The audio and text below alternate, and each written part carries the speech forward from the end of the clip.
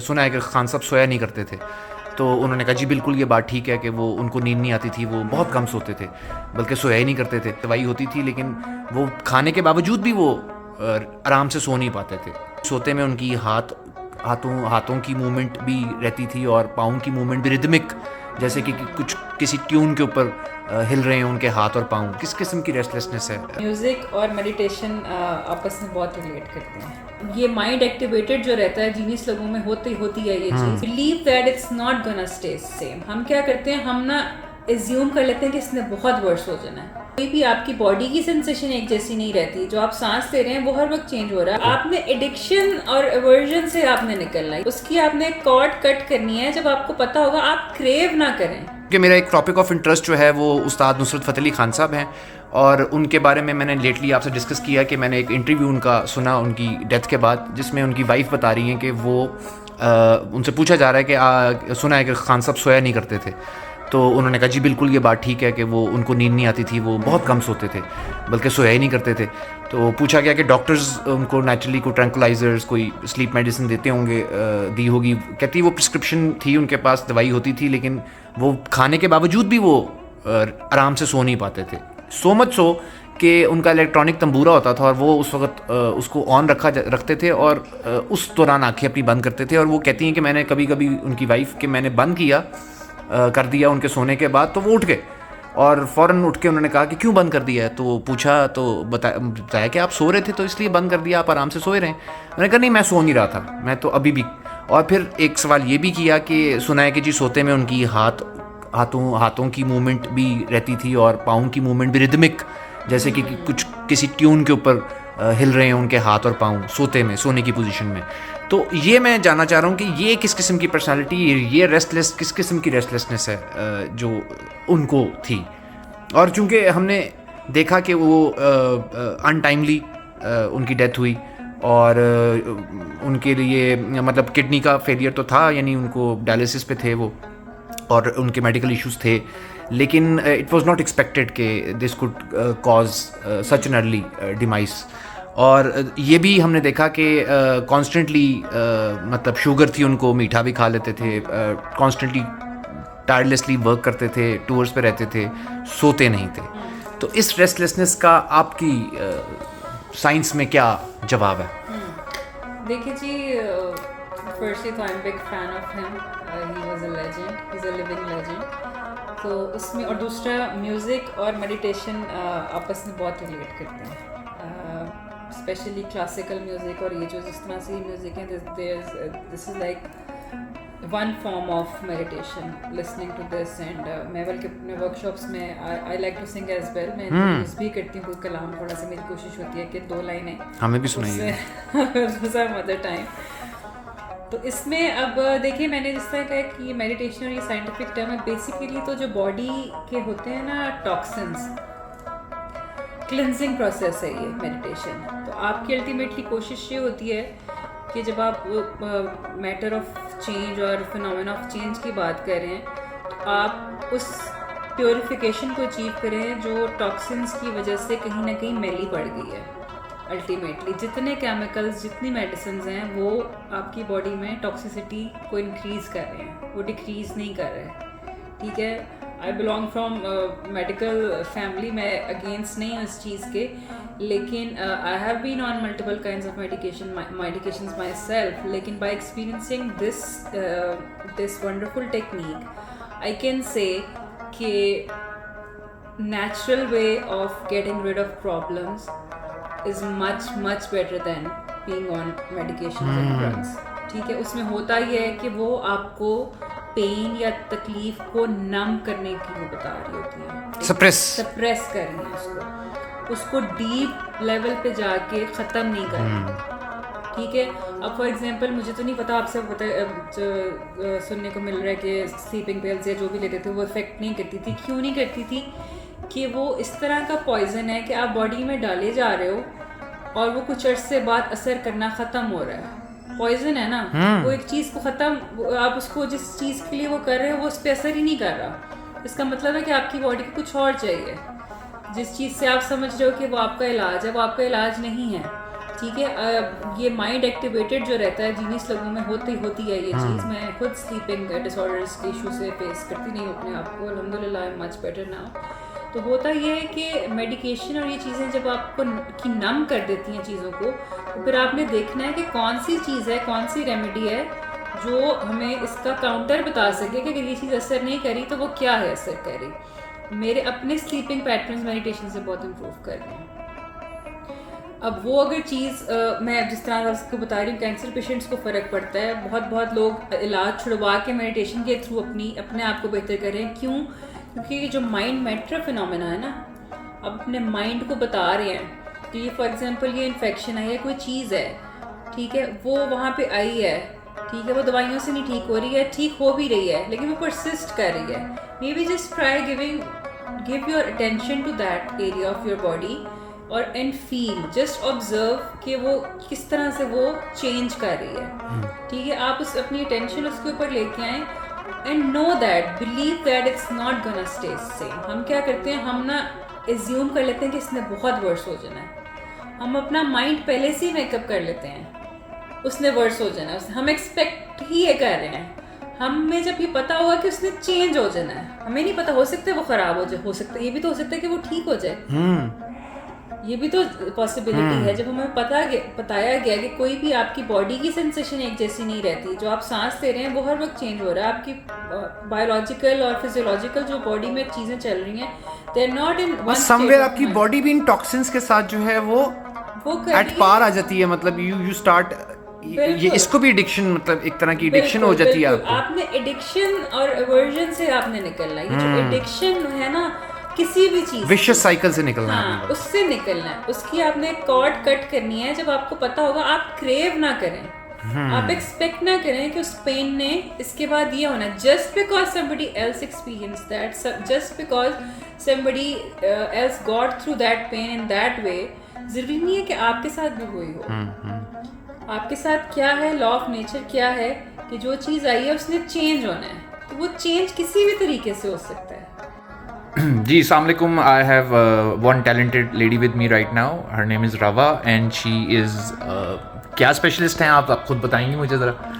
Ji, I did my Vipassana meditation training from Nepal और currently I am the founder of Rava Meditation Pakistan and currently I am conducting workshops, private personalized meditation sessions, group meditation sessions, और I am trying to circulate the technique of meditation इन पाकिस्तान, जो कि थोड़ी सी यहाँ पे उस तरह से common नहीं है, लोगों को नहीं पता कि क्या है मेडिटेशन क्या नहीं। उसमें मेरी एक छोटी सी एफर्ट है कि just to make the awareness के लोगों को पता चले कि पेन और सफरिंग से निकला जा सकता है by just observing your own being, by observing your own breath. It's a wonderful technique to get rid of misery basically. अच्छा, मिजरी किसी भी किस्म की हो सकती है? किसी भी किस्म की। It can be emotional, it can be physical, it can be mental. So all kinds of pains and miseries are basically related to your mind. तो ये इट्स अ साइंटिफिक टेक्निक। तो ये जो माइंड मैटर फिनोमेना जिसको कहा जाता है, meditation and specially vipassana meditation जिसकी मैं ट्रेनिंग नेपाल से करके आई हूँ, it focuses around two basic principles. एक है जी इक्वानिमिटी और एक है इम्परमानेंस। इम्परमानेंस से हम ये मुराद लेते हैं कि जो भी चीज़ या जो भी फीलिंग, जो भी सेंसेशन आपकी लाइफ में आई है या आपकी बॉडी कोई चीज़ एक्सपीरियंस कर रही है, it's going to go away ultimately, it's gonna pass ultimately. ऐसा नहीं है कि कोई चीज़ या कोई इंसिडेंट लाइफ का ऐसा है जो उसी तरह से सस्टेन करे। It's the law of nature, it's the law of change कि आपको कोई चीज़ फील करें अपनी बॉडी में, आप उसको सिर्फ ऑब्जर्व करें, उस पर रिएक्ट ना करें। This is being equanimous. Equanimity ये है कि आप कोई चीज़ अगर आप फेस कर रहे हैं और आप उसको इंसिडेंट को just as an observer distance से देखें and just feel that and not react to it, वो पास कर जाएगी अल्टीमेटली। आई एग्री, बट ये कुछ लोग आजकल क्या, मतलब हमेशा से ही कुछ लोगों का ये इशू है और मतलब कि दे थिंक कि जो ट्रॉमा उनकी ज़िंदगी में अर्ली इन लाइफ में भी आया है या हमेशा से है, वो कभी कहीं नहीं जाने वाला। और it will always haunt. And I have been coming across so many content जो इस किस्म का होता है, जिसमें आपको यही बताया जाता है कि जो ट्रॉमा है, मतलब traumatic daughters, traumatic mothers, both traumatic daughters, ये आजकल बड़ा ट्रेंड चल रहा है कि अगर आपकी वालदा ट्रॉमेटिक थी और उनकी ज़िंदगी प्रॉब्लमेटिक थी तो आपकी ज़िंदगी भी प्रॉब्लमेटिक होगी, मतलब सूनर और later you will get to that point. तो उस सूरत में जब परमानेंस का आपने बात की ना, तो जब आपका दिमाग ही आपको ये बता रहा है और दुनिया भी आपको ये बता रही है कि जो ट्रॉमा आपका है वो it will always be there with you, और अगर वो आपका नहीं भी है तो it will pass on to your next generation, what to do about that? अच्छा, बात मैंने की इम्परमानेंस की। देखिए, मैं आपसे कह रही हूँ law of change, law of nature है, लॉ ऑफ चेंज, ठीक है। वो ट्रॉमा कभी भी वैसा नहीं रह सकता, ठीक है। हो सकता है उसकी शिद्दत बढ़ जाए, लेकिन ये भी तो हो सकता है उसकी शिद्दत कम हो जाए। वो किसी ना किसी स्टेज पे इवॉल्व होता रहेगा, ठीक है। अब अगर आप उसको कॉन्शियसली, इसीलिए यहाँ पे कॉन्शियसनेस को एक्टिवेट करना ज़रूरी है, that's where meditation comes in. अगर आप उसको कॉन्शियसली उस ट्रॉमा को ऑब्जर्व करें बैठ के with your close eyes in silence, आप देखें वो ट्रॉमा आपको क्या कह रहा है, ठीक है। If you are sitting with that trauma and you are not reacting to it, it's gonna change its state, ठीक है। ये कह देना जी कि दुनिया की यही है कि वो रहेगा साथ, and you are just believing that, just experience it yourself. इसीलिए हम मेडिटेशन में एक्सपीरियंस का वर्ड यूज़ करते हैं। Just sit with yourself, sit with your own being, observe your breath, observe your trauma and see, maybe हो सकता है कि वो वैसा ना रहे, हो सकता है वो कम हो जाए।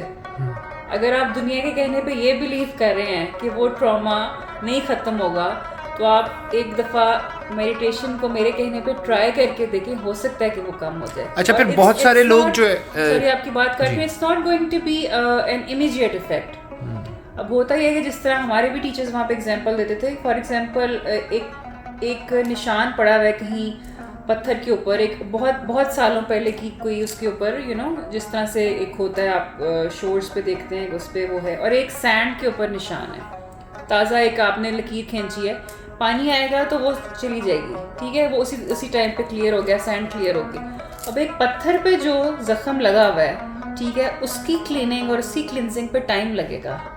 पानी आएगा, एक हल्की सी लेयर उतारेगा। With meditation you do that, you keep cleansing yourself over time. आपको ये करना पड़ता है, ऐसा नहीं है कि आप कोई ओवरनाइट हो जाएगा, ओवरनाइट नहीं होगा। You have to sit with yourself, you have to work on yourself. लेकिन इसमें सिर्फ फ़ायदा क्या है, you just need to be with yourself. आपको सिर्फ एक गाइड चाहिए आपको बताने के लिए। After that even you don't need a guide, I will be guiding at an initial stage, लेकिन मेरी बाद में कोशिश होगी कि आप इंडिपेंडेंटली ये करें। मकसद तो ये है कि आप हर किसी को इंडिपेंडेंट किया जाए कि वो अपनी मिजरीज को, अपनी ब्रीदिंग टेक्निक और अपने साथ बैठ के वो सोल्यूशन उसका निकाल सके। So this is the ultimate goal, and you can do that. I did that. Millions of people have done that over the years. It's a scientific technique. अगर 2500 सालों से अभी तक चल रही है, तो ये नहीं हो सकता कि इसका कोई बेनिफिट ना हो, इसका कोई प्रूवन रिजल्ट ना हो।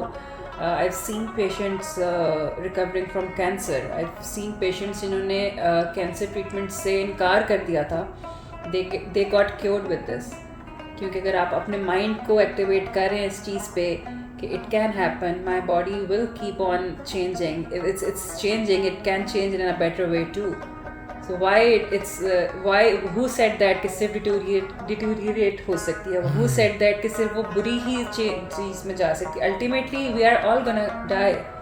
तो वो जो एक मिजरी को हम मल्टीप्लाई कर देते हैं बाय जस्ट रिएक्टिंग। अगर हम उस पर रिएक्ट ना करें, उसको ऑब्जर्व करें और उसको सिर्फ देखें कि it's gonna ultimately pass away, so it's a very strong technique. यानी आपका कहने का मतलब है कि जो गम या जो तकलीफ हम अपने साथ रखे हुए हैं वो हम खुद रखे हुए हैं और उसको लिंगर भी हम खुद ही कर रहे हैं, and it's in our own hands कि हम उस मिजरी से अपने आप को बाहर निकालें। देखिए, जो अल्टीमेट पावर है, जो जिस रिलीजन से बिलोंग करता है, वो हम उस पे तो हमारा स्ट्रॉन्ग बिलीफ है।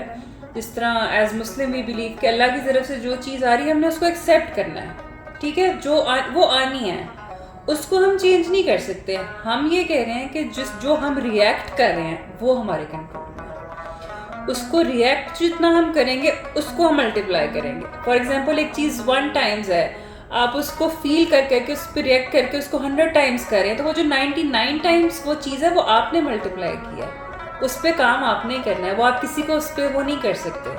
सो what I am trying to say is कि आप उस पर काम करें जो आपके कंट्रोल में है.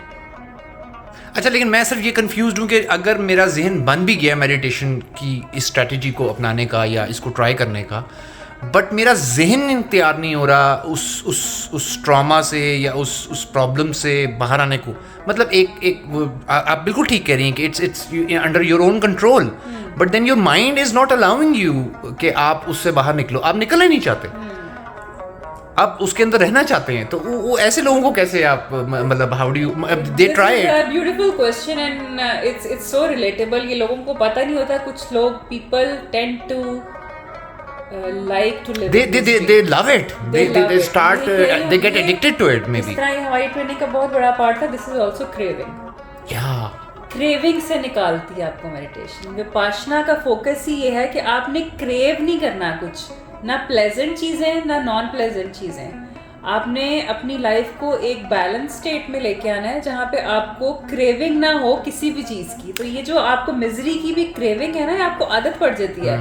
ये जो हम कह रहे थे ना जी कि हमारा एक ये वो मोड है जो सेल्फ पिटी वाला, इन सब ये इनको हम कहते हैं स्पिरिचुअल इलनेसेस. ये सब जो पीछे इनका बैक है ना वो ईगो पे जाता है. सेल्फ मिजरी भी हमें ईगो ही से आ रही है.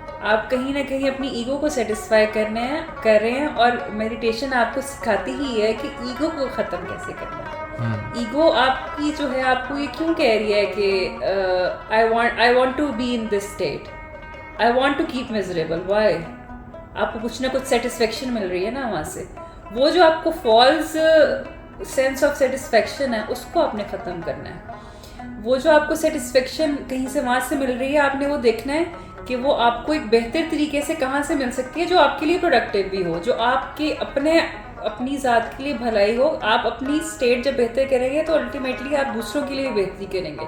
तो एक वो जो सेल्फ पिटी का हमें बहुत शौक है, हम we like to be in that state. उससे निकलना है. और उससे जब आपको कोई एक तरीका बता रहा है, you don't have to be on medication, you don't have to spend millions. आपने सिर्फ अपने साथ बैठना है, अपनी ज़ात को देखना है, अपने सांस को देखना है, एंड यू विल फाइंड आपको एक नया पर्सपेक्टिव लाइफ का मिलेगा. एक नई होप मिलेगी लाइफ को गुजारने की कि चीज़ें इतनी ज़्यादा कॉम्प्लिकेटेड शायद नहीं थी जितने मेरे पर्सपेक्टिव ने और मेरे रिएक्शन ने उनको बना दिया. और अगर उन्होंने उसको इतना ज़्यादा इंटेंसिफाई कर दिया तो maybe there is a tool जो कि उसको दोबारा से टोन डाउन कर सकता है. मे बी आई कैन यहाँ से स्टार्ट करें. This could be the first step. Wherever you start, वहीं से रास्ता शुरू हो जाएगा. अच्छा, आपने कहा ये 2500 साल पहले ये स्ट्रैटेजी जो है वो बुद्धा ने इंट्रोड्यूस की. तो उन्होंने क्या देखा होगा या उनके जहन में क्या था basically, and did he could he see it like कि ये 2500 साल तक की इस्तेमाल होगी? मतलब उनके जहन में क्या था और किस उस वक्त के क्या वो मामलात होंगे या क्या इश्यूज होंगे जिसके तहत उन्होंने इस स्ट्रैटेजी के ऊपर काम किया होगा या इसको डिस्कवर किया होगा? जी, बेसिकली थोड़ा सा अगर हम बुद्धा की टीचिंग्स और उनकी लाइफ को उसमें देखें तो बेसिकली तो है यही कि he wanted to work on liberation of misery.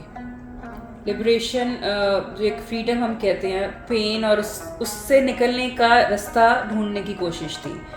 जो हम देख भी रहे होते हैं उनकी पिक्चर्स और उसमें कि he used to sit under the tree to meditate for hours and hours. लोग जमा हो रहे हैं, वो पूछ रहे हैं वो क्या है. तो अल्टीमेट गोल तो यही था कि आप अपने साथ रह के देखें कि लाइफ की मिजरीज से निकल के ultimately you tend to get into that state of liberation जहाँ पे आप उन सब चीज़ों से आज़ाद हो जाएं जो आपको कहीं ना कहीं आपके माइंड में आपको वो जिस तरह कहते हैं ना उलझा के रखते हैं.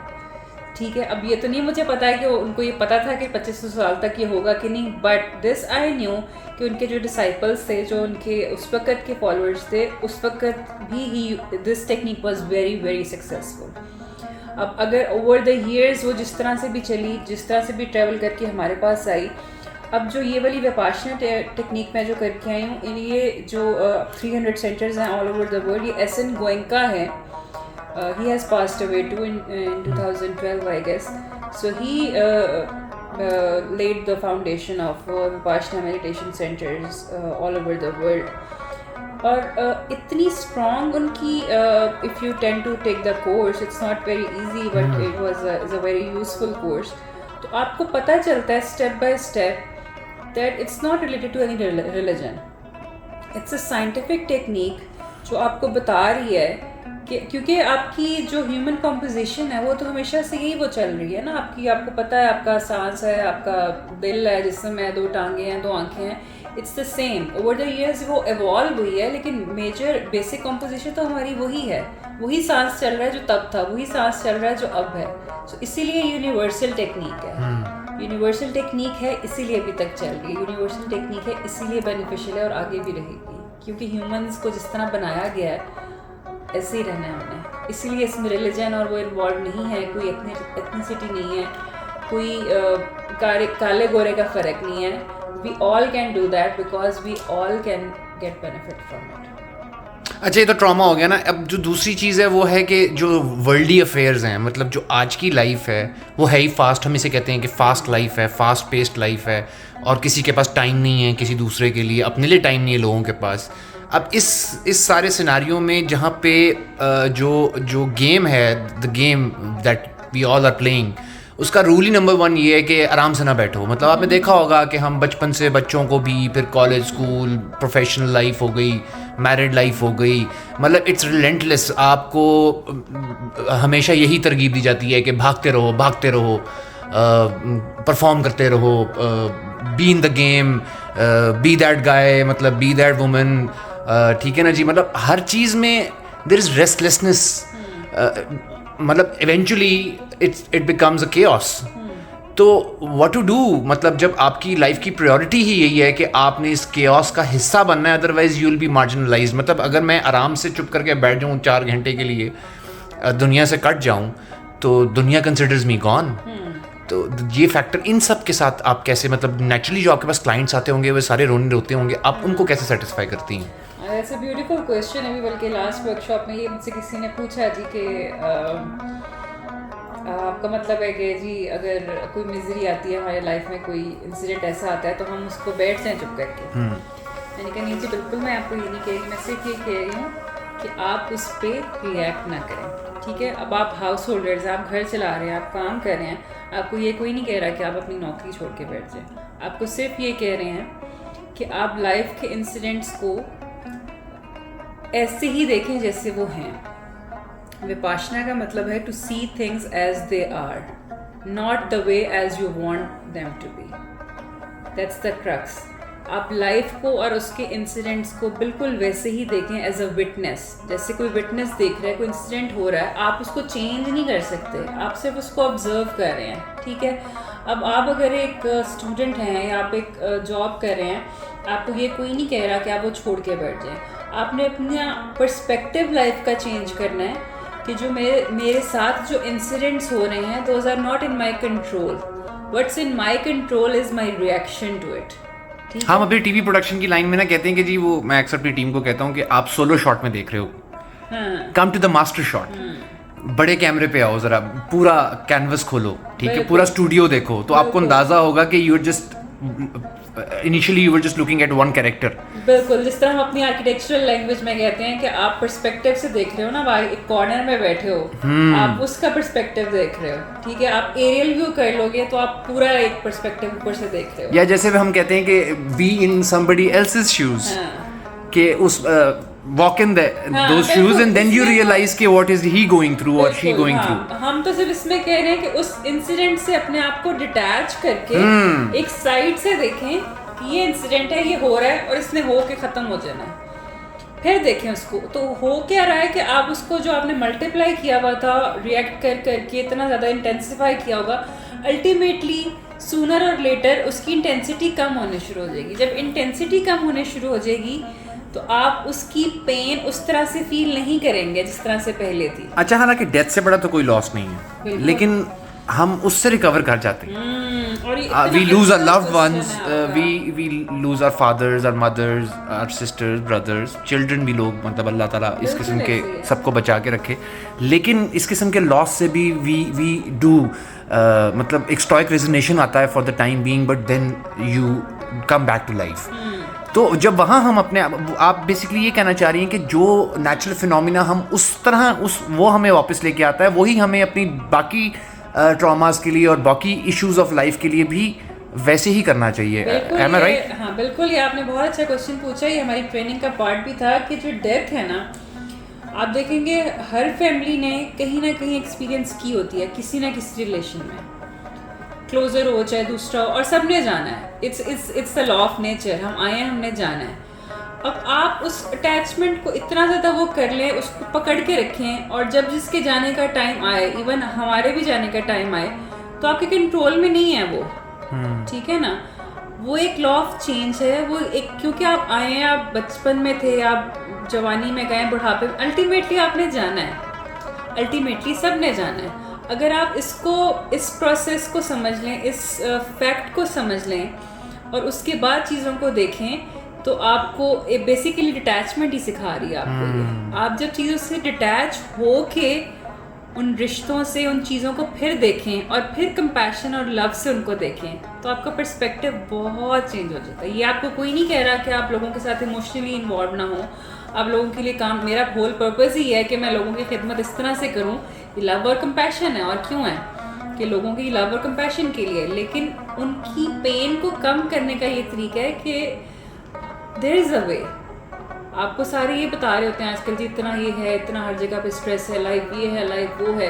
कोई ये नहीं बता रहा कि इसको कम भी किया जा सकता है. पाकिस्तान में इतनी ज़रूरत है, हर लेवल पे है, इंडिविजुअल लेवल पे. अब आप देखें जो फ्लड्स इस वक्त आए हुए हैं, इट्स अगेन एक मैस लेवल पे एक डिस्ट्रक्शन है, एक मायूसी है. लोगों का सब कुछ ख़त्म हो गया. कुछ ऐसे लोग हैं जिनका मतलब घर बार, जानवर, फसलें, यानी जो उनकी मीरास थी वो सब तबाह हो गई, उनकी आंखों के सामने रुड़ गई.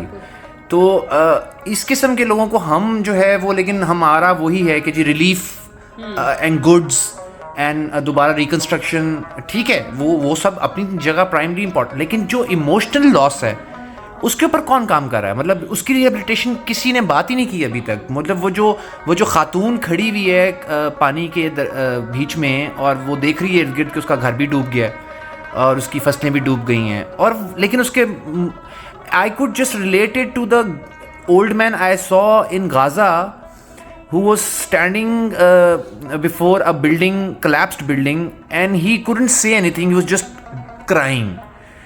मतलब उसका सिर्फ इमोशन था, उसके फेस पे एक्सप्रेशंस थे, और उसकी मतलब धाड़े मार के नहीं रो रहा था वो, but he was like crying, और ही couldn't say anything. Similarly, I could see and relate to that woman also, कि वो आंटी या वो खातून जो बड़ी उम्र की थी, वो भी, उनके भी मुंह पे वही एक्सप्रेशंस थे. हालांकि देखिए सिनारियो टोटली डिफरेंट है. वो गाज़ा है जहाँ मे बी उसकी फैमिली, उसके बच्चे सब उस बिल्डिंग के अंदर ख़त्म हो गए, और यहाँ इस खातून की सारी ज़िंदगी की जो मिरास थी या जो कमाई थी वो उसके सामने बह गई. दोनों का फ़र्क है, लेकिन लॉसेस दोनों के ही बहुत बड़े हैं, और दोनों का रिएक्शन भी आप देखें तो सेम है. I can relate it to one short story that I read in bachelors, जिसमें एक खातून के 5 बेटे हैं और उसका खामंद है, वो सारे मछेरे हैं, और वो समुंदर में जाते हैं, और every time they go to the sea, one of the son is gone, मतलब वो डूब जाता है, और स्लोली एंड स्टेडली उसका हस्बैंड, उसके 5 बेटे एक एक करके जो है वो समुंदर बुर्द हो जाते हैं. And at the end of the story she says कि ये मेरा स्टॉइक रेजिग्नेशन है, कि मैं मतलब इट शोज़ कि मैं मतलब मैं जो कि मैं उसको समझा नहीं सकता आपको, कि मतलब वो फीलिंग ऑफ जो लॉस है वो इस कदर बढ़ चुकी है कि इट है. तो ऐसी इस किस्म की सिचुएशंस में what can our art and how can it help, and how can we you know, इस पे हम कैसे काम कर सकते हैं कि लोगों को इमोशनली रिस्टोर करना कितना ज़रूरी है. देखिए जी, बहुत एक कोई बड़ी सिचुएशन है कि इस वक्त चल रही है. इट्स नॉट लाइक कि वो सिचुएशन आप बात कर रहे हैं जो हो गई है. It's very much active, it's ongoing भी. हाँ, गज़ा भी और जो फ्लडिंग वाली भी चल रही है. It's very much there. मैं ये सिर्फ कह रही हूँ कि वो जो सफरिंग या वो जो लॉस आया है, कुदरत की तरफ से है, जिस भी सर्कमस्टेंसेस की वजह से इन्हांस हुआ है, अब वो आ गया है। अब हमारा काम क्या है, ये मेडिटेशन क्या कहती है, आपको ये नहीं कह रही कि आप उससे हम ये नहीं कह रहे कि उनका लॉस नहीं है, हम कह रहे हैं लॉस है, लेकिन ये ऐसा नहीं रहेगा, ये स्टेट ये नहीं रहेगी, ठीक है। घर मेरा है या आपका है, किसी भी सर्कमस्टेंसेस की वजह से वो गिर सकता है, नागहानी हो, स्ट्रक्चरल हो, कोई भी बात हो, कोई मटेरियल चीज़ आई है वो तो वैसे ही जा सकती है। जब इंसान जो आया उसने चले जाना है, तो कोई कैलेमिटी आ रही है, कोई आफत आ रही है, वो भी हमेशा के लिए नहीं रहेगी, ठीक है ना। अगर उसका घर डूब गया है तो घर बन भी जाएगा, ठीक है। कोई उसमें चला गया है तो उसने जाना था, ठीक है, उसका इसी तरह से वो लिखा हुआ था। हम क्या कह रहे हैं कि आप लाइफ को इन इंसिडेंट से ऊपर होके देखें, ठीक है। बहुत बड़ा लॉस है, सुन के एकदम से रोंगटे खड़े हो जाते हैं कि क्या बात हो रही है, और आप मैं इस वक्त ये ऑब्जर्व फील कर रही हूँ अपनी बॉडी में ये चीज़, लेकिन मैं इस वक्त भी ये कोशिश कर रही हूँ कि मैं इस पर रिएक्ट ना करूँ। मेरे लिए मुश्किल है, क्योंकि ये बहुत एक सेंसिटिव टॉपिक है कि किसी का घर डूब गया, उसके रिश्तेदार चले गए हैं, उसके पास कुछ नहीं रहा, लेकिन मैं इनसेंसिटिव होने का नहीं कह रही, मैं सिर्फ कह रही हूँ कि हमें इतना अपने आप को इमोशनली स्ट्रॉन्ग करना चाहिए कि हमें पता होना चाहिए कि जो भी आफत आती है, जो भी सर्कमस्टेंसेस आते हैं, उसने आना है और चले जाना है, उसने यहाँ पे नहीं रहना आपके साथ हमेशा के लिए। So just see that as an observer, उस पर रिएक्ट ना करें। मुश्किल है, it's not an easy thing. अगर ईजी होती तो हर कोई कर रहा होता ऑलरेडी, तो इतनी ज़्यादा दुनिया में एक्सट्रीमिटीज़ ना आपको नज़र आ रही होती, अगर ये प्रैक्टिस हो रही होती। मेरा गोल क्या है उसको देखें। मे बी अगर आप इतनी अजियतों से गुजर रहे हैं, जस्ट ट्राई दिस। हो सकता है कि आपकी चाहे आपकी 5% भी पेन इससे कम होती हो किसी तरीके से, तो what's the harm in that. आप सिर्फ एक मेथड को देख के आप अपना एक लाइफ का पर्सपेक्टिव चेंज कर रहे हैं कि मेरे पे जो आफत आ रही है, मेरे पे जो सर्कमस्टेंसेस आ रहे हैं, वो रहने के लिए नहीं है हमेशा, ठीक है। और फिर काम करें टूवर्ड्स लाइफ। अगर उनका घर गिरा है तो उनका घर बन भी सकता है, ठीक है। अगर उनका कोई रिश्तेदार गया है तो ठीक है, that's a big loss, but what we are trying to do is हम उनको उस चीज़ पे लेके आए कि इससे आगे और बेहतर क्या हो सकता है लाइफ में। जो जाना है वो चला गया, उसने जाना है, हमारे भी रिश्तेदारों ने जाना है, हमने भी जाना है, everybody is gonna go away, because this is law of nature, we can not change this fact. जो हमारे कंट्रोल में है वो हम ये करें कि अपनी ज़ात पे देखें, अपने अंदर झांकें। ये जो इनर रिफ्लेक्शन और इनर वर्क का वो है मेडिटेशन से इसीलिए ज़्यादा डायरेक्टली रिलेटेड है कि दैट्स द ओनली टेक्निक जिसने मुझे पर्सनली सिखाया है कि अपने ऊपर काम कैसे करना है, अंदर कैसे झांकना है। अंदर झांकने का स्पिरिचुअलिज्म में हर जगह पे वो है, लेकिन मुझे ये समझ नहीं रही थी। मुझे स्पिरिचुअलिज्म में बहुत बचपन से इंटरेस्ट है। मुझे ये पता था कि बड़े बड़े उस्ताद हैं मेरे टीचर्स कोनिया में, all over the world in fact, कि उन्होंने कहा था जी अपने everything is inside me, just look inside you. मैं कहती थी कैसे देखना है। कुरान जैसे आपको कह रहा है कि अपनी आप गलतियों को देखो, अपने उस पर काम करो। मुझे समझ नहीं आ रही थी ठीक है कैसे करना है। अब वो सारी चीज़ें सीख के जब मैं यहाँ तक पहुँची ना, मुझे अब डेप्थ पे समझ आने लग गई है कि अच्छा वो सारे क्या कह रहे थे, कुरान मुझे क्या कह रहा है, ये कह रहा था, नमाज मुझे क्या कह रही है। अपनी गलतियों पे झांकने का, अपने अंदर देखने का।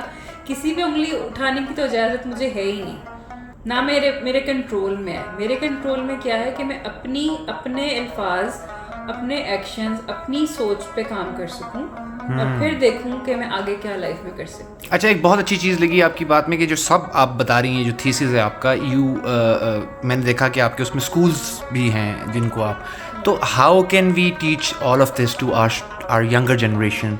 बिकॉज देखें, अगर हमें टाइम से ये स्ट्रैटेजीज़ और ये चीज़ें समझाई गई होती तो life would have been a lot easier and must have been better also. तो अब जो हम तो खैर उस स्टेज से निकल गए हैं या आगे पहुंच गए हैं, it's never too late, but still the younger generation, उसके लिए आप क्या समझती हैं? Should it be part of the curriculum? Should it be in every school? How can we make it कि हर बच्चा हमारा इस किस्म की सोच रखे, मुस्बत सोच रखे? दैट वुड बी वंडरफुल अगर ये करिकुलम का पार्ट हो जाए। जिस तरह मुझे लगता है कि बहुत सारी चीज़ें मैं यहाँ पे नहीं कोट करना चाहूँगी, जिस तरह मुझे है कि जब हम नमाज़ पढ़ते हैं, अभी हम जो पहले डिस्कशन भी कर रहे थे, हमें ट्रांसलेशन नहीं पता होती, मतलब नहीं पता होती, तो हम कंसंट्रेट नहीं कर पाते। मुझे हमेशा से था कि अरबिक हमारे करिकुलम का पार्ट होना चाहिए एट वेरी अर्ली स्टेज, जब आप लैंग्वेज सीख रहे हैं उस टाइम पे होना चाहिए।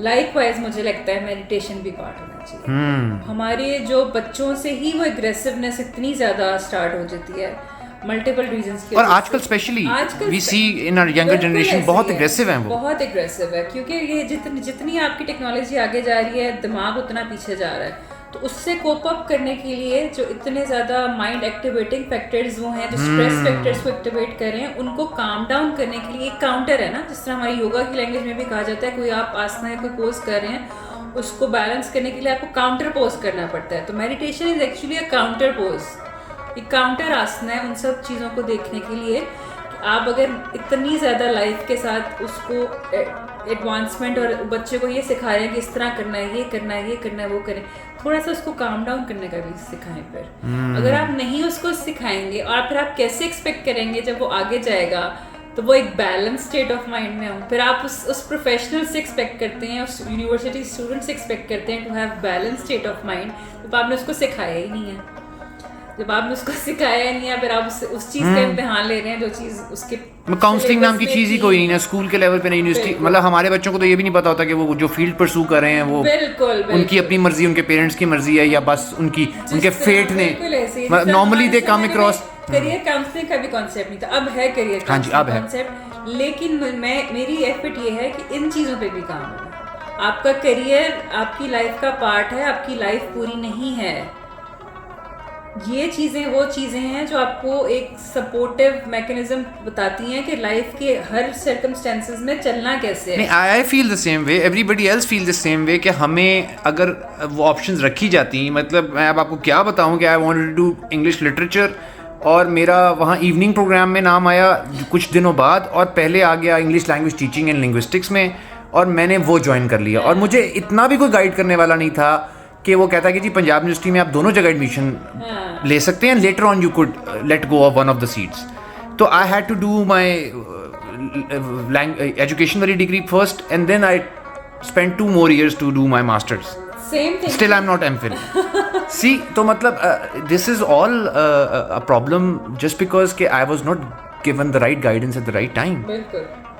बिल्कुल ऐसी है। Almost same thing happened with me. I did my architectural engineering from UET and then my masters in interior design. लेकिन एक जो वो वाली चीज़ है ना कि लोगों के लिए कुछ करने वाली अर्ज वो बचपन से है। हाँ। वो रास्ता नहीं वो किया गया क्योंकि डॉक्टर्स हैं फैमिली में, इंजीनियर्स हैं, तो पता नहीं था कि कुछ और। अब मुझे लगता है कि अब अगर मैं चूज करती तो मैं I wanted to be a psychologist, क्योंकि मुझे पता है कि मुझे हेल्प लोगों को करना है। वो तो ठीक है, अल्लाह ने कुछ रास्ता ये वाला दिखा दिया, ये डायरेक्शन भी करके मैं वो कर सकती हूँ। ये भी अल्लाह का कोई फजल है कि अल्लाह ने वही डायरेक्शन दिखाई कि सूनर और later you can do what you want to do in life. लेकिन वही वाली बात है, अपने आप को पहचानना, अपने अंदर ही झांक के आप ये कर अगेन डिस्कवर करना पड़ेगा, डिस्कवर करना पड़ता है, अंदर अपने अंदर ढूंढनी पड़ती है वो क्या चीज़ है जिस पे आप काम करके अपने लिए भी आप फायदा कर सकते हो, दूसरों के लिए भी। The greatest of all illusions is time, यानी जो आप बात सारी कर रही हैं वो ये है कि वक्त सबसे बड़ा मरहम है, और दूसरा ये कि आपको अपने अंदर झांकना और अपने वो बैरियर्स जो आपको अपने अंदर झांकने से रोक रहे हैं उनको ख़त्म करना बहुत ज़रूरी है। इसी चीज़ को मैं आगे लेके जा रहा हूँ क्योंकि हम रेस्टलेसनेस की तरफ आ रहे हैं। तो चूँकि मेरा एक टॉपिक ऑफ इंटरेस्ट जो है वो उस्ताद नुसरत फ़तेह अली खान साहब हैं, और उनके बारे में मैंने लेटली आपसे डिस्कस किया कि मैंने एक इंटरव्यू उनका सुना उनकी डेथ के बाद, जिसमें उनकी वाइफ बता रही हैं कि वो उनसे पूछा जा रहा है कि सुना है कि खान साहब सोया नहीं करते थे। तो उन्होंने कहा जी बिल्कुल ये बात ठीक है कि वो उनको नींद नहीं आती थी, वो बहुत कम सोते थे, बल्कि सोया ही नहीं करते थे।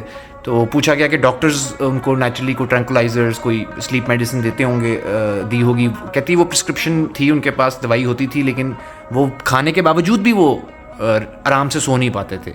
सो मच सो कि उनका इलेक्ट्रॉनिक तंबूरा होता था और वो उस वक्त उसको ऑन रखते थे और उस दौरान आँखें अपनी बंद करते थे। और वो कहती हैं कि मैंने कभी कभी उनकी वाइफ के मैंने बंद किया कर दिया उनके सोने के बाद, तो वो उठ गए और फ़ौरन उठ के उन्होंने कहा कि क्यों बंद कर दिया है। तो पूछा तो बताया कि आप सो रहे थे तो इसलिए बंद कर दिया, आप आराम से सोए रहे। उन्होंने कहा नहीं मैं सो नहीं रहा था, मैं तो अभी भी।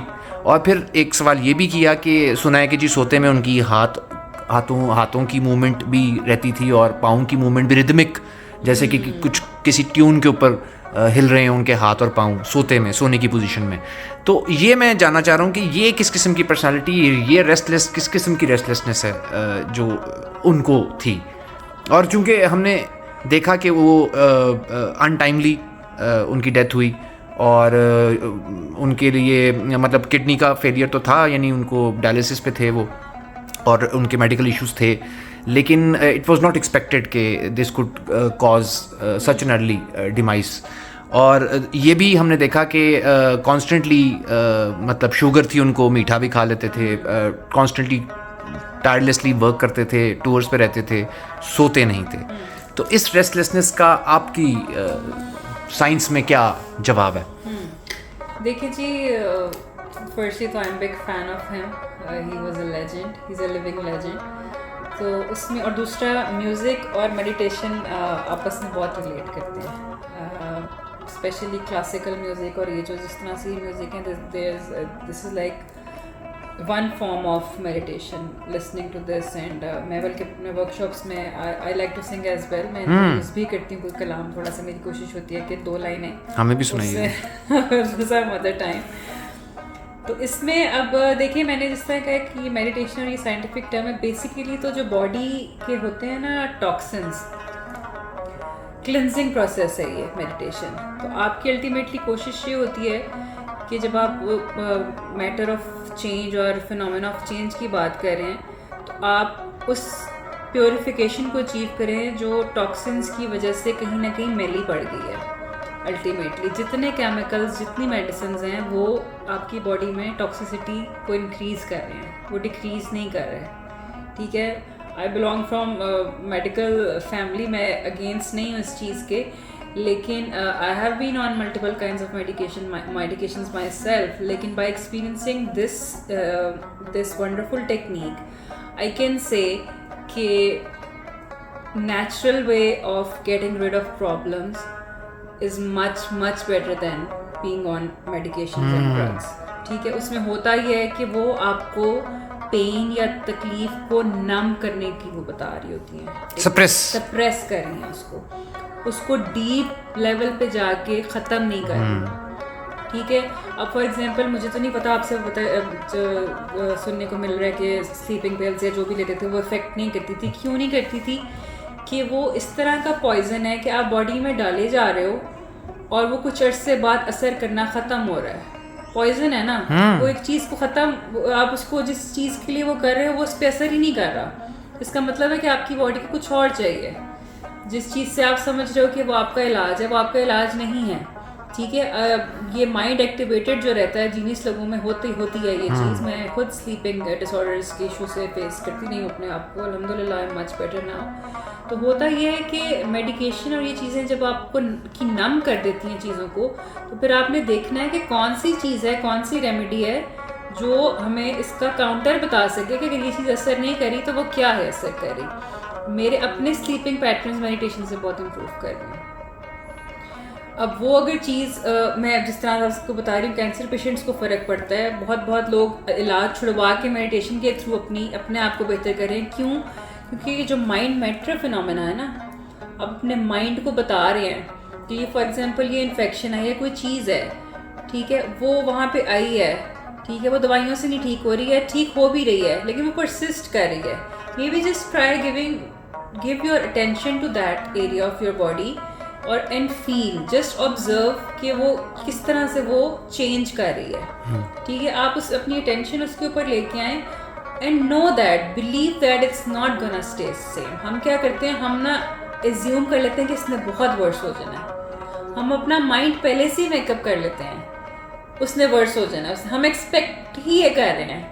हमें जब ये पता होगा कि उसने चेंज हो जाना है, हमें नहीं पता, हो सकता है वो ख़राब हो जाए, हो सकता है ये भी तो हो सकता है कि वो ठीक हो जाए, ये भी तो पॉसिबिलिटी है। जब हमें बताया गया कि कोई भी आपकी बॉडी की सेंसेशन एक जैसी नहीं रहती, जो आप सांस ले रहे हैं वो हर वक्त चेंज हो रहा है, आपकी बायोलॉजिकल और फिजियोलॉजिकल जो बॉडी में चीज़ें चल रही हैं, they are not in one somewhere. आपकी बॉडी भी इन टॉक्सिन्स के साथ जो है वो एट पार आ जाती है। मतलब यू स्टार्ट ये इसको भी एडिक्शन, मतलब एक तरह की एडिक्शन हो जाती है आपको। आपने एडिक्शन और एवर्जन से आपने निकलना है। ये जो एडिक्शन है ना किसी भी चीज, विशियस साइकिल से निकलना है हाँ, आपने। उससे निकलना है। उसकी आपने कॉर्ड कट करनी है जब आपको पता होगा। आप क्रेव ना करें, आप एक्सपेक्ट ना करें कि उस पेन ने इसके बाद ये होना है। Just because somebody else experienced that, just because somebody else got through that pain in that way, जरूरी नहीं है कि आपके साथ भी वही हो। आपके साथ क्या है, लॉ ऑफ नेचर क्या है कि जो चीज़ आई है उसने चेंज होना है, तो वो चेंज किसी भी तरीके से हो सकता है। अच्छा, मेरा एक सवाल है। बहुत सारे लोग ये कहते हैं, I would like you to comment on it, कि क्या ये सोच ठीक है या गलत है। मतलब for example, if I as somebody के आपके ट्रॉमा ने जो आपने मुझसे शेयर किया है, it has affected me and it has permanently may be affected me, या मतलब it has affected me, it has had its जिसे कहते हैं वो mark has been left on me also. Can trauma be transferred? अब हम आजकल, जिस तरह मैं आपसे शुरू में भी कहा था, बहुत सुन रहे हैं कि जी if mother is traumatic, daughters can be traumatic. So if that trauma, can that trauma shift to that girl after getting married to her husband, to her life partner?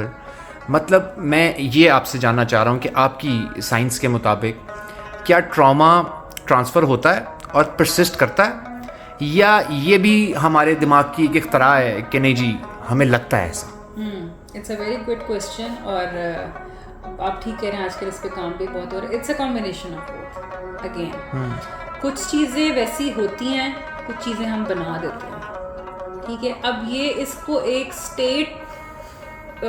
एक फैक्ट करके स्टेट किया जाए, just because mother had the trauma, daughter is going to get a trauma from her as well, this is wrong. क्यों आप उस बेटी के दिमाग में पहले ही बात ये डाल रहे हैं कि वो ट्रॉमा है, तुम्हें वहां से आना ही आना है, वो नहीं भी आना होगा तो फिर आएगा। But this is what our society is doing. Basically तो इनफैक्ट उसकी वजह से ऐसे बहुत सारे लोग हैं जो अगर पॉजिटिव होना भी चाहते हैं या अपनी लाइफ के लिए एफर्ट कर रहे हैं बेहतर करने के लिए या अच्छी ज़िंदगी जीने की कोशिश कर रहे हैं, उनको भी हमारी सोसाइटी बार बार यही याद दिलाती है कि आपका ट्रॉमा जो था वो कहीं नहीं गया और वो आपका पीछा नहीं छोड़ेगा। मतलब this is what we do. बिल्कुल, this is what we do because somewhere we like to see them in that state of mind. But somewhere the person, मैं आपसे इसलिए जानना चाह रहा हूँ कि आप ये भी बताएं कि वो पर्सन, उसकी अपनी कितनी गलती है, बिकॉज ही और she is also allowing the world and herself to और हिमसेल्फ टू बिलीव कि मेरा ट्रामा कहीं नहीं जाएगा, मैं जो मर्जी कर लूँ। और maybe you take your life decisions on the basis of you take wrong decisions और maybe decisions that can turn wrong just because you thought कि आपका trauma will persist and that trauma has affected you and that's why you take that decision and it changes your life. बिल्कुल, और it's a very deep topic too. इसमें बात ये है कि why if somebody said that you are gonna believe him. पहली तो ये बात है, आपको कोई अगर ये कह रहा है कि आप अपने साथ ट्रॉमा लेके आगे चलेंगे, मैं अगर आपको कह रही हूँ आप नहीं चलेंगे, आप मान लेंगे? आप एक्सपीरियंस करें।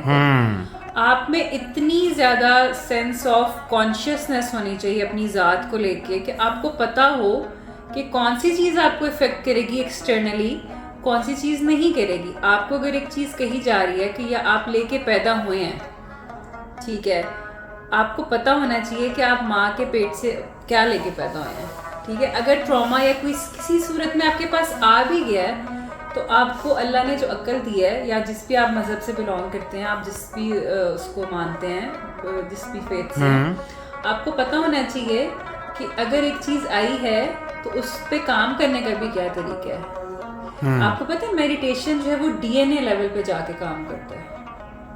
That's interesting. Yeah, it's all scientific क्योंकि it can change your DNA too.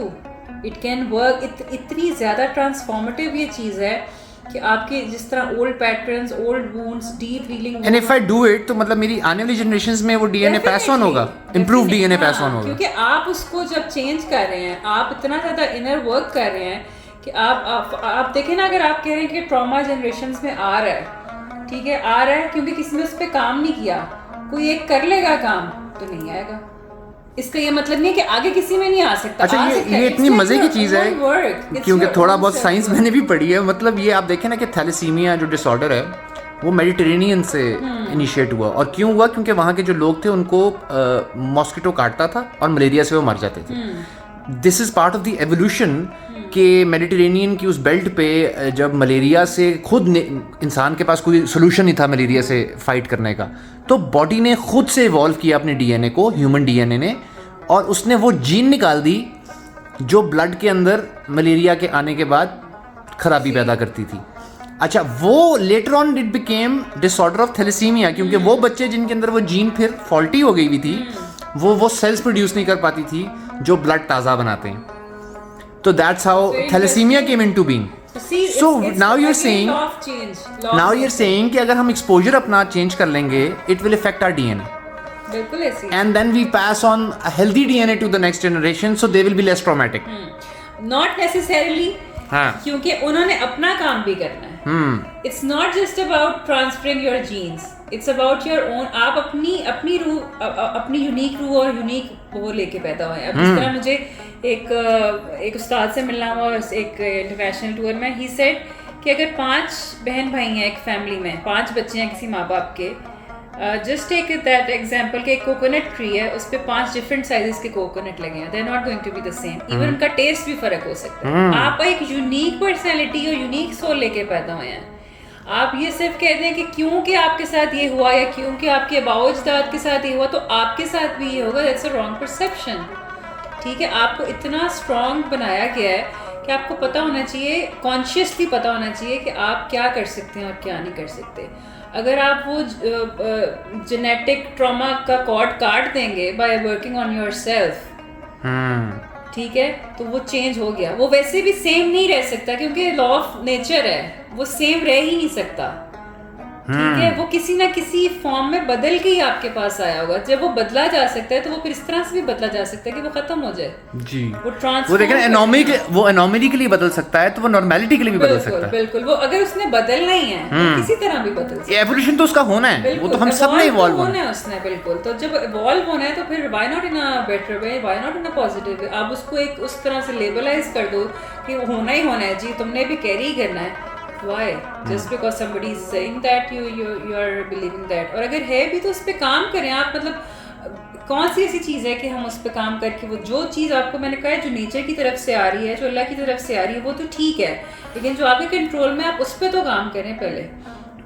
अच्छा, जैसे हमने अटैच होके आप चलते हैं अपने ऊपर काम, it's like constantly working on yourself. इसलिए क्यों मैं कह रही हूँ कि एक्सपीरियंस करना मेडिटेशन को ज़रूरी है। It's constant work, it's a regular work। I have to do meditation for 2 hours a day, 1 in the morning, 1 in the evening। It's not कि आप एक दफ़ा दवाई लेके आप छोड़ दो। It's a regular process। It's commitment। It's a commitment। मैंने आपको जिस तरह बताया कि मैंने आपको पत्थर पे निशान की एग्जांपल दी है। It's purification process। वो पानी रोज It will take time। फिर आपको वो आहिस्ता आहिस्ता खून कम होगा, वहाँ से वो क्लियर होना शुरू होगा। It's not one day's job, it's a regular process। लेकिन it's going to be beneficial for your own being. बल्कि ये पत्थर तो जो है वो दरिया के अंदर बहता रहेगा। हाँ। और घूम घूम के गोल होगा। हाँ, बिल्कुल ऐसे ही है। तो और उसके ऊपर से वो सरफेस, उसकी रफ सरफेस चेंज होगी and it will become a smooth. बिल्कुल, तो वो वही बात है कि इवॉल्व होना है, उसने चेंज होना है, तो why not in a conscious way. अच्छा, coming back to the artist, specially Nusrat sahab, ये क्योंकि इनका काम ही इट डिमांड्स रेस्टलेसनेस। मतलब दीज रागाज, दीज मतलब फिर वो हायर थॉट, फिर वो जिस तरह वो बताते हैं कि कुछ ऐसे कॉन्सर्ट्स भी हुए जिसमें ऐसा कलाम पढ़ा गया तो एक स्टेज आई कि ऑडियंस भी रो रही है, गाने वाले भी रो रहे हैं, परफॉर्मर्स भी रो रहे हैं, उनको देखने वाले भी रो रहे हैं, और एक समा है जिसे हम वजद कह सकते हैं या एक तजल्ली का समा हो जाता है। तो इस किस्म के काम करने वाले लोग, उनका माइंड, उनको रिलैक्सेशन कितना ज़रूरी है कि हम इन आर्टिस्ट कम्युनिटी, इस किस्म के क्रिएटिव माइंड्स, आर्टिस्ट इवन जो पेंट करते हैं, जो ये मॉडल्स बनाते हैं, ये स्कल्पचर्स बनाते हैं, मतलब इनमें भी एक रेस्टलेसनेस है। तो ये क्या करते हैं या ये क्या कर सकते हैं अपने आप को काम करने के लिए? क्योंकि देखें ये restlessness he it kills you eventually. बिल्कुल मैं आपको ये बताऊंगी जी कि मेडिटेटिव, जब आप डीप मेडिटेटिव स्टेट में होते हैं, it's not very easy to attain. Creativity के नए दरवाजे भी खुलते हैं। While I was having my training in Nepal, although हमें कहा जाता है कि फोकस आप वापस दोबारा ब्रीदिंग पे लेके आएं, अपनी बॉडी पे लेके आएं, लेकिन क्रिएटिविटी के जितने दरवाजे डीप मेडिटेटिव स्टेट में खुलते हैं मैंने नहीं कभी एक्सपीरियंस किया। मतलब मैं वहाँ पे बैठे, मुझे आर्किटेक्चरली रिलेटेड इतने आइडियाज़ नहीं आ रहे थे कि मैंने ये करना है, मुझे मेडिटेशन से रिलेटेड ये पाकिस्तान में इंट्रोड्यूस करवाने का आइडिया भी मुझे उस मेडिटेशन की स्टेट में ही आया है। अच्छा, कि why not help our own people, why not bring this to Pakistan. हर किसी को इतनी ज़रूरत है कि मुझे इसका फ़र्क पड़ रहा है इतने डीप लेवल पे, तो why not bring it over there. तो क्रिएटिव लोगों का भी होता ये है कि they have to bring their talent out in the world. उनको अपना क्रिएटिव साइड एक्टिवेट रखनी पड़ती है, उसके बगैर वो वाली बात है ना, वो फुलफिलमेंट नहीं फील करते। अब वो अगर उस स्टेट में थे कि ही कुडंट रेस्ट या ही कुडंट वो, तो वो भी एक वही वाली बात है कि माइंड एक्टिवेटेड स्टेट में रहता था, उसको कूल ऑफ होने का टाइम ही नहीं मिलता था, जो कि गलत है। हर किसी को चाहिए होता है क्योंकि आपकी बॉडीली नीड है, वो आपकी बॉडी पर टॉल वो बॉडी क्रिएट करता बिल्कुल करता है। और एक्सेसिव वो चीज़ें वो कर रहा है जो आपको नहीं उसका पता चल रहा है। Sleep is a natural phenomena, जिसको अगर वो किसी वजह से नहीं हो रहा तो you need to do that. और आई हर्ड कि thousands of people, मतलब most highest number of people die in Japan due to sleeplessness. Wow, मैं आपसे ये सुन रही हूँ, लेकिन स्लीपलेसनेस तो आप देख लें आज कितनी ज़्यादा वो। और ये जिस तरह फोन्स और इसकी बात कर रहे हैं, मेडिटेशन और specially Vipassana tells you to keep this side पे रख के in a silent state of mind. अगर आप यही प्रैक्टिस शुरू कर दें आंखें बंद करके, ये इतनी ज़्यादा डिस्ट्रैक्शन है, इतनी, मैं ये नहीं कह रही कि ना यूज़ करें, आप करें अपने काम और उस पर करें, लेकिन इस पर डिपेंडेंट ना हो जाएं, इससे थोड़ी सी डिटैचमेंट करें। मैं अपनी वर्कशॉप से जब कहती हूँ कि you have to put your phone on side, reception पे जमा कराने, पीपल आधे लोग इसलिए नहीं आते। हाँ। अच्छा हम घंटे के लिए फ़ोन नहीं यूज़ करेंगे, मैंने कहा जी देन मे बी जस्ट कोई इमरजेंसी नंबर होगा, कुछ होगा, इट्स लाइफलाइन फॉर अस ना। आप why are you so much dependent on basically हमारा प्रॉब्लम ये है कि हम अपना सेल्फ जो है वो इसके अंदर डाल चुके हैं, तो हम तो एम्प्टी वेसल की तरह घूम रहे हैं। तो वो आपने डिटैच ही तो होना है उसके साथ, तो फिर तो नेगेटिविटीज नहीं अटैक करना है ना। आप देखिए, अगर फॉर एग्जांपल इस वक्त इंटरनेट बंद हो जाता है, हम कोविड से गुजरे हैं, हमें पता है क्या हो सकता है क्या नहीं, हमें पता है कि इस वक्त जो नेचुरल डिजास्टर्स आ रहे हैं वो क्या कर सकते हैं।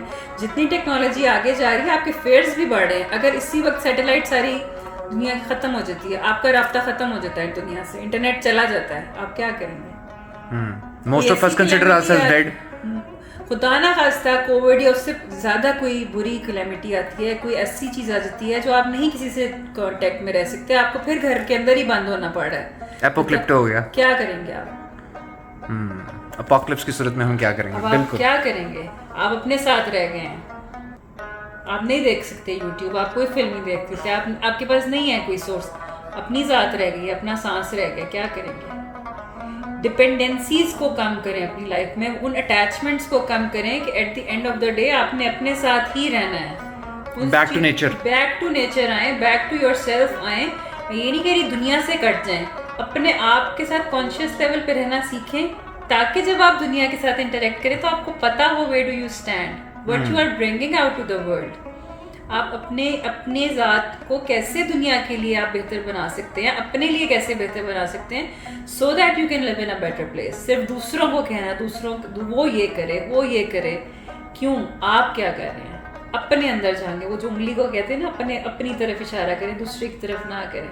The whole point of meditation is this. अच्छा, अब ये सारा कुछ जो हमने बात की है, इसके लिए मतलब एक चॉइस होती है हमारे पास, वैरायटी है आजकल, मतलब स्पिरिचुअल हीलर्स भी हैं, योगा एक्सपर्ट्स भी हैं, और भी बहुत कुछ है, पिलाटे चिलाटे ये वो, लेकिन ये जो इस स्ट्रीम की चीज़ें हैं उसमें भी आपके पास ऑप्शंस हैं अब। तो मतलब, और फिर ये भी है कि आप पीरों फकीरों के पास भी जा सकते हैं, दम दरूद भी करा सकते हैं।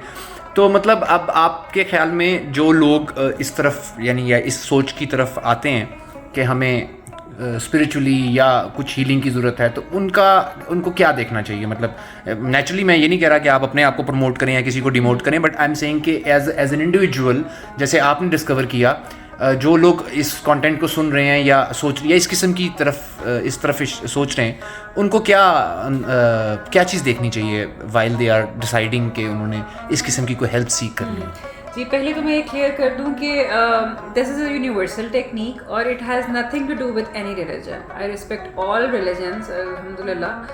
ये पहले बात क्लियर होनी चाहिए, मेडिटेशन आपको ये नहीं कह रही कि आप खुदा ना खास्ता किसी रिलीजन से साइड पे हो, बिल्कुल आप ये करें ना, हमें विपाशना में ये सिखाया गया।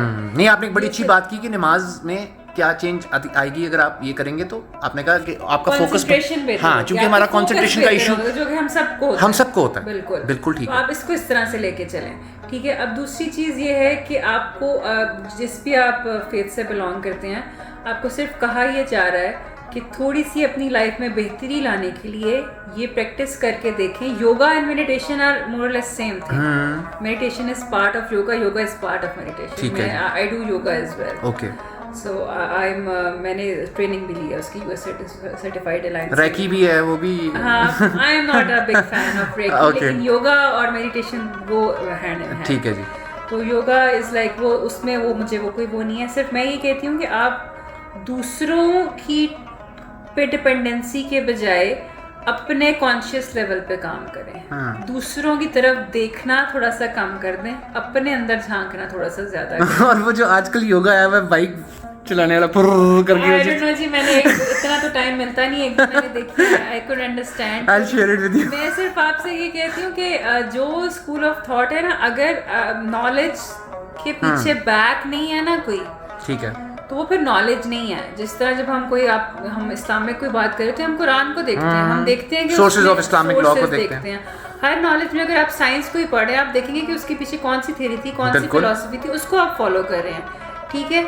इसमें हम देखेंगे, योगा में अगर आप देख रहे हैं तो आप देख रहे हैं उसका सोर्स क्या है, क्या एक्चुअल चीज़ है, उसको आप अपनी तरफ से मॉडिफाई करके नहीं बता सकते। मेडिटेशन में भी ऐसे, ये प्रैक्टिस कोई मैं लॉन्च नहीं कर रही, ये प्रैक्टिस वो है जो 2500 साल पुरानी टेक्निक है, जो हम तक आई है किसी ना किसी फॉर्म में, और अब मैं सीख के आई हूँ और मैं आगे सिखा रही हूँ, तो मैं उसको प्रूव कर सकती हूँ उसके सोर्स से। तो ये कोई चीज़ नहीं है जो मैं खुद से बना रही हूँ। जब आप इस तरह का नॉलेज कोई लेके आए जो जिसके पीछे कोई एक बैक हो, जो एक ऑथेंटिकेटेड चीज़ हो, और फिर आप उसको प्रमोट कर रहे हो, तो फिर उसमें अपनी चीज़ का वो मार्जिन नहीं होता, आप एज इज लेके आ रहे हैं। एज इज जब आप लेके आ रहे हैं तो मैं उसको फिर बाकी चीज़ों से इसलिए अलग रखती हूँ कि आपको, मैं किसी चीज़ को चैलेंज नहीं कर रही, क्योंकि यहाँ पे लोग थोड़ा सा एकदम से जज्बाती जितने, अच्छा ये चैलेंज हो रहा है, वो चैलेंज हो रहा है, इसमें चैलेंज नहीं हो रहा। सिर्फ क्या चैलेंज हो रहा है, थोड़ी सी आपकी ईगो, ठीक है, आपका सेल्फ चैलेंज हो रहा है कि आपको ये कहा जा रहा है कि दूसरों के देखने की बजाय अपना आप सामने अपने आप को कन्फ्रंट करें, अपने आप को एक्सप्लोर करें। बहुत मुश्किल है, सबसे काम मुश्किल है अपने आप। मैं अक्सर अपनी टीम को जब भी कुछ होता है ना, मैं ये मेरा मुहावरा होता है, मैं कहता हूँ कि हाँ, आप लोगों ने ना ज़िंदगी में बचपन से लेके अब तक जितने भी झूठ बोले ना, एक ही आदमी को बेवकूफ़ बनाया, वो आप अपना आप है आपका। यानी we don't make a fool of anyone, it's we ourselves who make a fool out of our own selves. और हम अपने आप को ही धोखा देते हैं, अपने आप से झूठ बोलते हैं। बाकी हम हमारी मजाल ही नहीं है, हमारी औकात ही नहीं है कि हम किसी और से झूठ बोल सकें या मिसगाइड कर सकें। ये हम अपने आप को ही इस मुश्किल में फंसाते हैं। बल्कि अपनी लास्ट वर्कशॉप में मैं ये वो करी थी, तो मियाँ साहब, मोहम्मद बख्श साहब का जो कलाम है, बुरे नु मैं लब्बन टोलिया, बुरा ना मिलिया कोई, जब मैं अंदर चाहती पाई, मैं तो बुरा ना कोई। जबरदस्त। तो this is what we are working on, कि उस पे देखें, उस पे सारा कुछ अंदर है, सारा कुछ मिल जाएगा। जो चीज़ आपकी उसमें नहीं है, जो आनी ही आनी है, उसको आप इतना ज़्यादा एम्पलीफाई करके ना देखें। जो आप कर सकते हैं अपनी ज़ात के अंदर, उस पे काम करें। It is great talking to you Raha, and let's close it down. जैसे कि अभी ये बात कर रही थी कि हमने अपने दिमाग को खोलना है और उन दरीचों में जाना है, अपने आप को कन्फ्रंट करना है। तो I will close it down to Milton's my favourite line from John Milton, Paradise Lost, a mind in its own place can make a heaven of hell, a hell of heaven. So बस यही बात थी, बाकी आपसे इंशाल्लाह फिर मुलाकात होगी। Thank you very much. अल्लाह हाफिज़।